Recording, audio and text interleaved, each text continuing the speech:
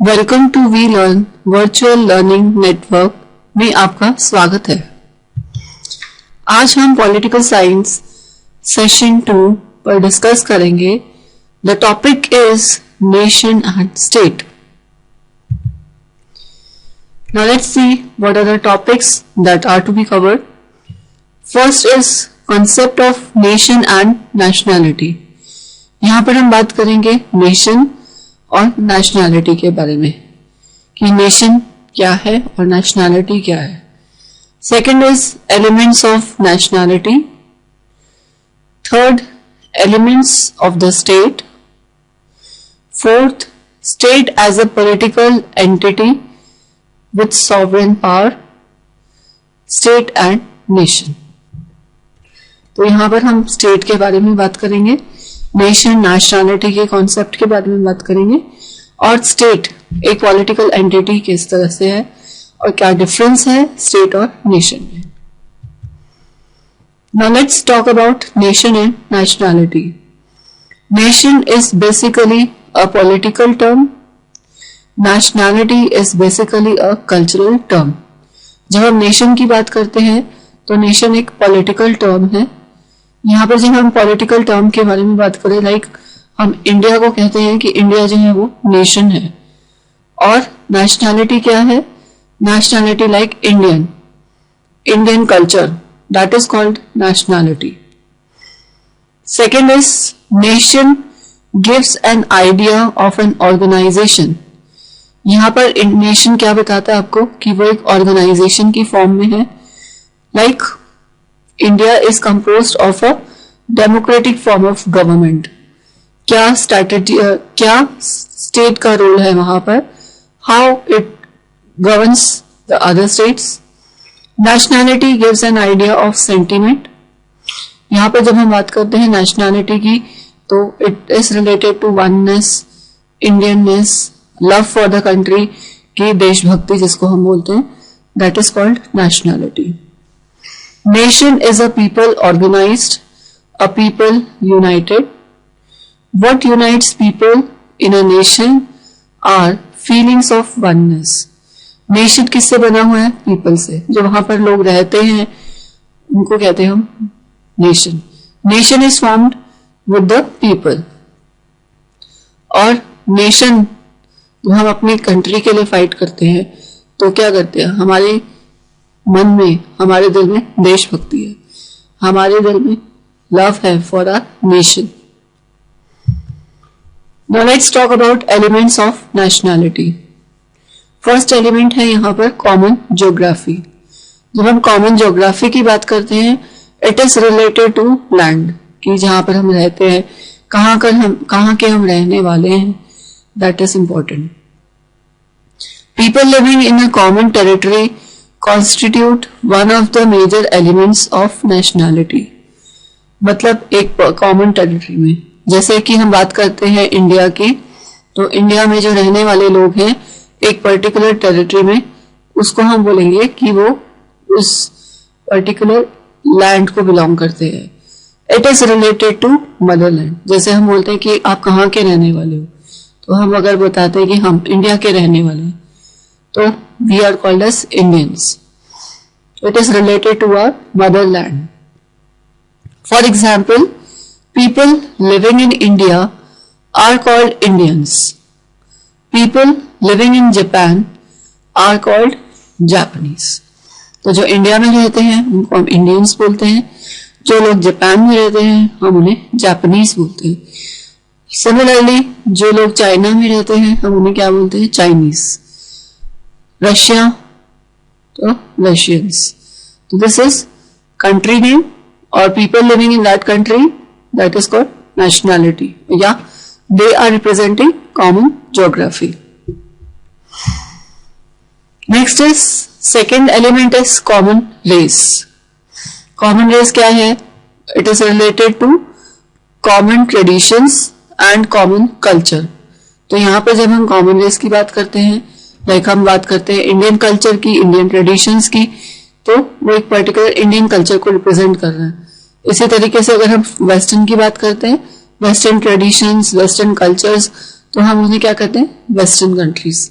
इसी तरीके से like Asian countries, western countries, European countries, तो they are following a particular tradition, एक पर्टिकुलर कल्चर को फॉलो करते हैं, एक पर्टिकुलर ट्रेडिशन को फॉलो करते हैं, इसीलिए हम उन्हें कॉमन रेस बोलते हैं। लाइक हम अमेरिकन बोलते हैं, अफ्रीकन बोलते हैं, तो अफ्रीकन की जब हम बात करते हैं तो they are very black in their complexion, dark complexion है। इसी तरीके से जब हम अमेरिकन की बात करते हैं तो व्हाइट अमेरिकन भी हैं, उसमें ब्लैक अमेरिकन भी हैं, तो दे आर, हमने क्या किया, उनको एक कैटेगराइज किया है, तो that is called a common race. Second point is the idea of common race is important because it strengthens common language, common traditions and common culture. अगर हम इंडिया की बात करते हैं यहाँ पर, तो कॉमन लैंग्वेज जो यहाँ पर यूज करते हैं हम हिंदी लैंग्वेज यूज करते हैं। कॉमन ट्रेडिशंस जो हम लाइक पूजा पाठ करना, अपनी वर्शिप करना डेली गॉड्स को, इस तरह से कॉमन कल्चर, सब तरह से फेस्टिवल्स बनाना लाइक दिवाली, होली, इस तरह से, तो that is a particular tradition. Like marriage customs क्या है इंडिया के, that is different from those of western cultures. Western countries में आपने ट्रेडिशंस देखा होगा मैरिज का, कि वहां पर आप देखते हो कि व्हाइट कलर जो है वो शुभ माना जाता है मैरिज के लिए, तो उनके ट्रेडिशन, उनके कस्टम के अकॉर्डिंग है। लेकिन सिमिलरली अगर हम देखें इंडिया के अंदर, व्हाइट कलर जो है वो अच्छा नहीं माना जाता, शुभ नहीं माना जाता मैरिज पर्पस के लिए। यहाँ पर जो है हम किसको शुभ कलर मानते हैं, रेड को। तो क्या हुआ, यहाँ पर आप देखोगे कि दोनों में काफी डिफरेंसेस है। तो Indian culture is different from western culture, वहां के जो ट्रेडिशंस हैं, वहां का जो कल्चर है, लैंग्वेज जो वहां पर बोली जाती है वो डिफरेंट है एज कम्पेयर टू जब हम अपनी इंडियन की बात करें, इंडियन कल्चर के बारे में। तो purity of race makes a nationality, जैसे हमने बात करी यहाँ पर कि अफ्रीकन्स यूजुअली ब्लैक होते हैं, अपने कॉम्प्लेक्शन में डार्क होता है उनका कॉम्प्लेक्शन, तो वो एक पर्टिकुलर नेशनैलिटी को फॉर्म कर रहे हैं। Third element is common language. अब हम बात करते हैं कॉमन लैंग्वेज की। It is a medium of communication which enables the people to express their ideas. कोई ना कोई लैंग्वेज चाहिए होगा, कोई ना कोई ऐसा मोड चाहिए जिसमें कि हम अपने आइडियाज, अपने थॉट्स को एक्सप्रेस कर सके, कि अगर हम स्पीच भी दे रहे हैं तो किस लैंग्वेज में देनी चाहिए, इजीली उनको समझ भी आए उस पर्टिकुलर नेशन में जो रहने वाले हैं। दैट इज लाइक अगर हम बात करते हैं for example, Chinese language is majorly spoken in China. आप यहाँ पर देखोगे कि चाइना में जो मोस्टली लैंग्वेज बोली जाती है वो है चाइनीज लैंग्वेज। इंडिया में मोस्ट कॉमनली लैंग्वेज जो बोली जाती है वो है Hindi. So Hindi is the most commonly spoken language in India. और इंग्लिश लैंग्वेज क्या है, इट इज अ इंटरनेशनल और we can say it is a global language. तो इंग्लिश लैंग्वेज क्या है, ग्लोबल लैंग्वेज, कि आप किसी भी कंट्री में जाते हैं तो आप जो कॉमन लैंग्वेज जो यूज कर सकते हैं वो है इंग्लिश, कि जो बोल रहा है उसको भी समझ आए और जो सुन रहा है उसे भी। Like it is a medium of communication you can say. Then next element comes common religion. अब कौन सा रिलीजन हम फॉलो करते हैं, लाइक इंडिया की अगर हम बात करें तो यहाँ पर variety of religion are available. Like Hindu religion है, मुस्लिम रिलीजन है, क्रिश्चियनिटी फॉलो करते हैं, जैनिज्म फॉलो करते हैं, बुद्धिज्म फॉलो करते हैं। तो there is a variety of religions followed in India, ये नहीं कि एक पर्टिकुलर। लेकिन हाँ, अगर हम बात करते हैं इंडियन कल्चर्स में तो मेजर जो है वो है Hindu religion. Like you can see the example here, Pakistan follows Muslim religion, वहां पर मुस्लिम रिलीजन को ज्यादा फॉलो किया जाता है, तो वो क्या है वहां पे उनका कॉमन रिलीजन है। Like USA and other European countries follow Christianity. Like US में आप जाएं या कोई भी वेस्टर्न कंट्रीज में जाते हैं तो वहां पर आप देखते हैं कि क्रिश्चियनिटी कल्चर या क्रिश्चियनिटी रिलीजन को ज्यादा फोकस करते हैं। We can ultimately say that India is a country of unity in diversity. हम इसलिए इंडिया को कहते हैं क्योंकि यहाँ पर वैरायटी ऑफ लैंग्वेजेस बोली जाती है, एक स्पेसिफिक लैंग्वेज नहीं बोली जाती। हिंदी नहीं, पंजाबी है, उर्दू, इंग्लिश, सिख, सिंधी, बहुत सी वैरायटी ऑफ लैंग्वेजेस आप देखते हैं यहाँ पर। Then comes common religion. अब कौन सा रिलीजन फॉलो किया जा रहा है? A common religion is a strong incentive to national feeling. Religion is regarded as a private affair of individual, कि किस धर्म के हो, किस जाति के हो, दैट इज इंपॉर्टेंट। हिंदू हो, सिख, मुस्लिम, ईसाई, ये सब क्या है? रिलीजन को रिप्रेजेंट करता है। ये सभी रिलीजन कहाँ पर अवेलेबल है? इंडिया में आप देखते हैं। इसीलिए हम इंडिया को क्या कहते हैं? Unity in diversity. So there is a diversity. Religion can not always be a cementing factor. कि ये नहीं कह सकते कि सिर्फ रिलीजन के बेसिस पे हम नेशन बना सकते हैं या नेशनैलिटी फॉर्म कर सकते हैं, नहीं। सारे ही फैक्टर्स इतने ही इंपॉर्टेंट है जितने की common religion. So next we can see the two wings of Pakistan fell apart and Bangladesh was created despite the common religious affinity. कि जब डिवाइडेशन हुआ था तो बांग्लादेश जो था that was taken into India, तो दैट इज वॉज क्रिएटेड। कि कितनी ही प्रॉब्लम्स थे, कितने ही क्राइसिस आए थे उस टाइम पीरियड में जब ये डिवाइडेशन हुआ था। नेक्स्ट आता है कॉमन पॉलिटिकल फ्रेमवर्क। जब हम कॉमन पॉलिटिकल फ्रेमवर्क की बात करते हैं यहाँ पर, what is it? People living in a state are knit together through the laws. यहाँ पर हम लॉज बाइंड अप करते हैं। जैसे हम देखते हैं कि इंडियन लॉज में ये है कि आप एक से ज्यादा मैरिज नहीं कर सकते, और अगर आप करते हैं हिंदू कस्टम या हिंदू रिलीजन के अकॉर्डिंग तो आपकी कंडीशन ये है कि आपको फर्स्ट मैरिज में कोई रिलेशन नहीं रखना है, like it is like that. लेकिन अगर हम बात करते हैं दूसरी कंट्रीज की तो वहां पर लॉज बहुत ही स्ट्रिक्ट हैं, बहुत ही एप्लीकेबल है हर जगह। कि आप अगर रोड पे थूक भी नहीं सकते, लाइक इंडिया में आप देखते हो जगह जगह डस्ट गार्बेजेस पड़े होते हैं या स्प्लिट्स पड़ी होती हैं, लेकिन वेस्टर्न कंट्री में उसका अगर आप स्प्लिट भी करते हो तो आपको उसका फाइन पे करना पड़ता है। Living under one common state creates a sense of unity. कि अगर आप एक पर्टिकुलर स्टेट में रहते हो तो ये क्या क्रिएट करता है? कॉमननेस, एक यूनिटी क्रिएट करता है। Various crisis like Wars further develop the feelings of patriotism. Like India Pakistan का वॉर या किसी और भी कंट्री का वॉर ले लो, तो वहां पर आपकी फीलिंग्स अराइज हो जाती है कि you should do something for your nation. आपके अंदर नेशनैलिटी जागरूक हो जाती है, मतलब देशभक्ति जागरूक हो जाती है कि हमें अपने देश के लिए कुछ ना कुछ करना चाहिए कि फर्दर जो है ये वॉर्स ना हो सके। Next is economic factor. अब ये नेक्स्ट एलिमेंट है नेशनैलिटी का। The Marxist believed that nationality emerged due to economic factors. अब ये नेशनैलिटी आई कहां से? नेशनैलिटी जो है वो इकोनॉमिक फैक्टर्स की वजह से आई है। Nationality had no place in a feudal society.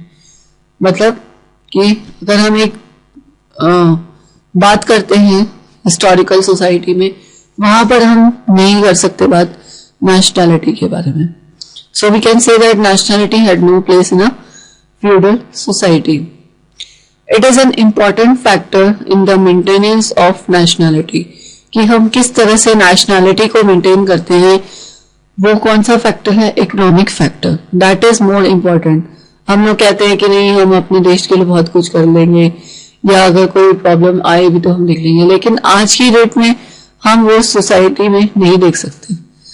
हमें नहीं दिखाई देती कि हम कुछ मतलब कर रहे हैं अपने नेशन के लिए या हमारे अंदर वो नेशनैलिटी जनरेट हुई है।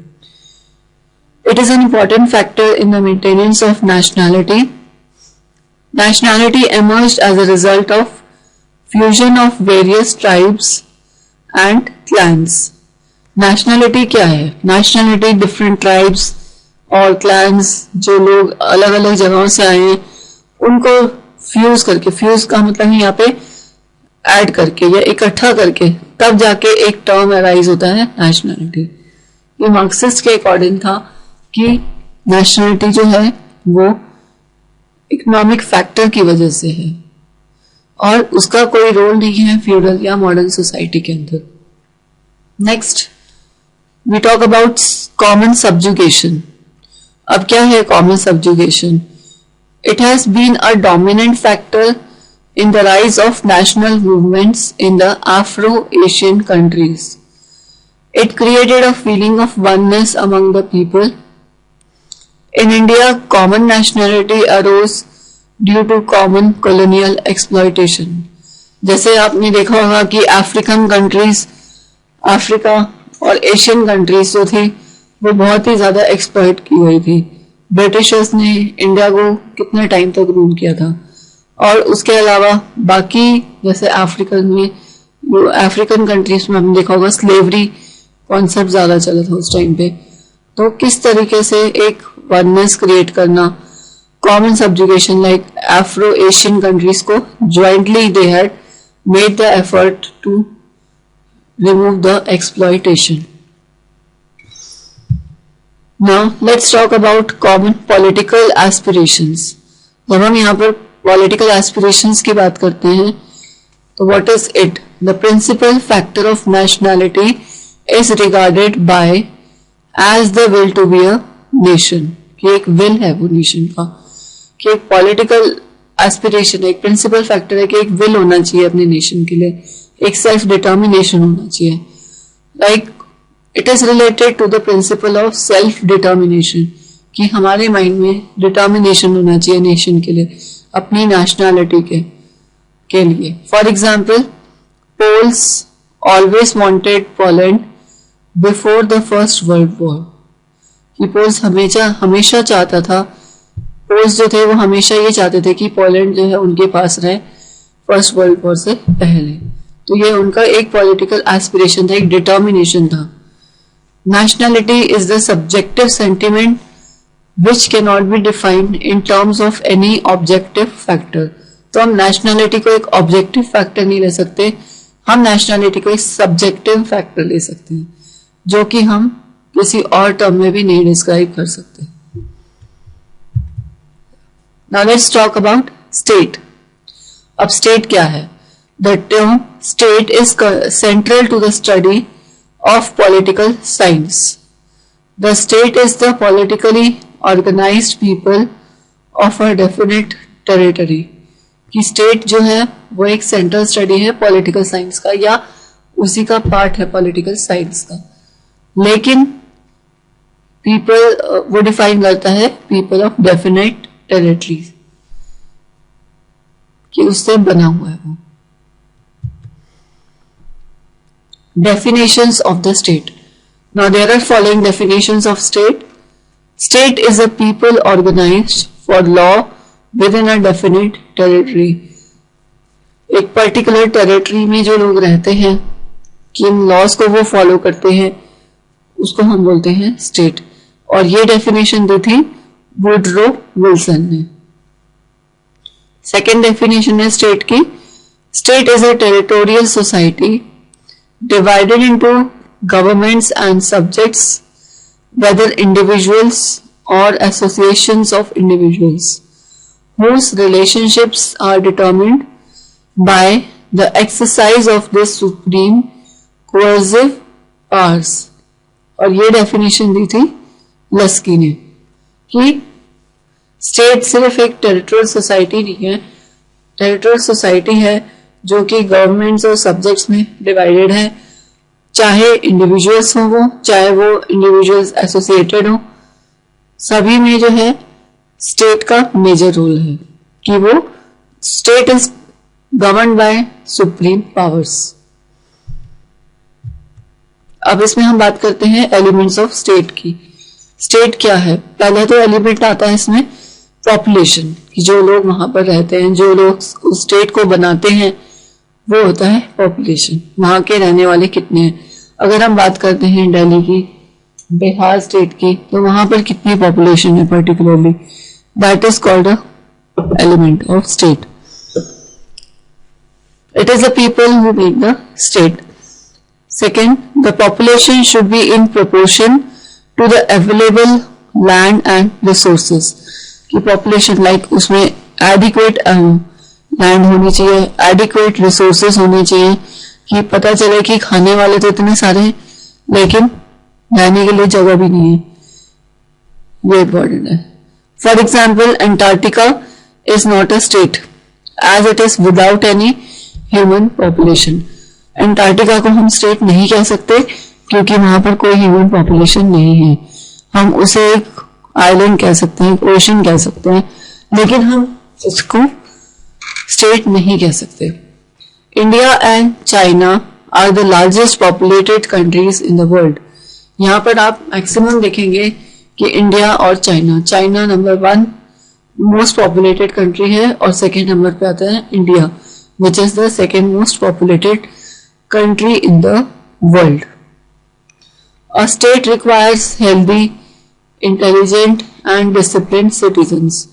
तो स्टेट में क्या होना चाहिए कि प्रॉपर डिसिप्लिन सिटीजन्स हो, इंटेलिजेंट हो, हेल्दी लाइफ हो जिए, वो कंट्रीब्यूट करते हैं स्टेट को.